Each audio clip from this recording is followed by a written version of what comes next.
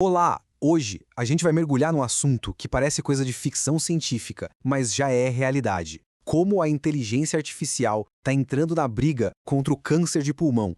É uma história que mistura tecnologia de ponta com algo muito humano, uma verdadeira corrida contra o tempo. E para começar, nada melhor do que ouvir quem viveu isso na pele. Essa frase da Diane McCallum, uma paciente cuja história a gente vai conhecer, já diz tudo. Ela resume o impacto real na vida das pessoas dessa tecnologia que vamos desvendar hoje. Para a gente ter uma ideia do tamanho do desafio, os números são bem sérios. O câncer de pulmão é um dos que mais mata no mundo todo. E nessa batalha, o tempo é, literalmente, o fator mais importante. Achar a doença no comecinho é o que faz toda a diferença. E é por isso mesmo que a gente está chamando essa análise de uma corrida contra o tempo, porque no fim das contas é exatamente isso. Cada dia que passa pode ser a diferença entre um tratamento que funciona e um cenário bem mais complicado. Aí que entra a história da Diane. Tudo começou de um jeito que podia acontecer com qualquer um, sabe? Uma tosse que não passava, uma ida ao médico. Só que o raio-x dela foi analisado por um assistente um pouquinho diferente, um parceiro digital. Bom, e é aqui que a gente chega no ponto principal, a tecnologia por trás dessa tal segunda opinião digital. Vamos entender direitinho como isso funciona. Vamos começar do começo, né? Inteligência artificial, a famosa IA. Pensa nela como um grande guarda-chuva que cobre todas as tecnologias que tentam imitar a nossa capacidade de pensar e aprender. Agora, debaixo desse guarda-chuva tem uma área super importante chamada Machine Learning. A ideia aqui é simples. Em vez de programar cada regrinha, a gente mostra milhares de exemplos para o computador e diz, se vira aí, aprende o padrão. É como um médico residente que aprende vendo um caso atrás do outro. E se a gente for ainda mais fundo, a gente chega no Deep Learning. O nome já diz tudo, né? Profundo.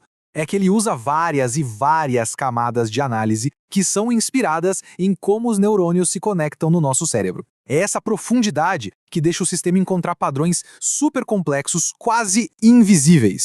E isso nos leva à grande estrela dessa história toda, principalmente quando a gente fala de imagem. As redes neurais convolucionais, as CNNs. Elas foram feitas especificamente para enxergar, sabe? Do mesmo jeito que nosso cérebro junta linhas de cores para reconhecer um rosto, a CNN analisa os pixels para identificar um nódulo num raio-x.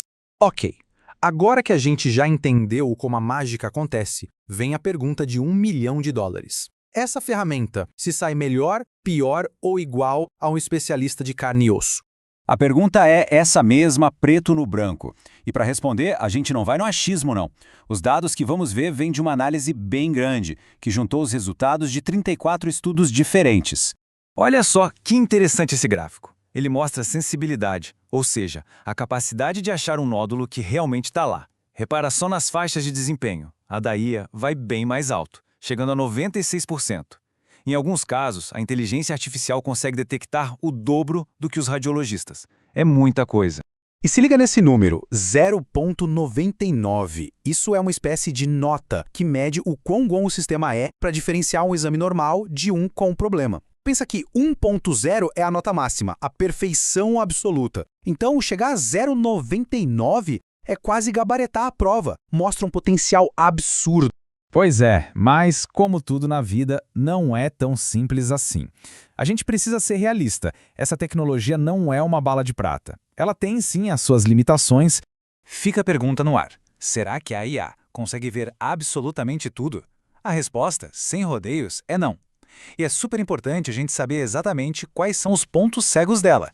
Então, olha só onde o bicho pega para IA. Ela tem uma certa dificuldade com aquelas manchinhas mais sutis, sabe? E também naquelas áreas do raio-x que são mais bagunçadas, tipo perto do coração ou escondidas atrás das costelas. Onde a imagem não tá tão limpinha, o algoritmo pode se perder.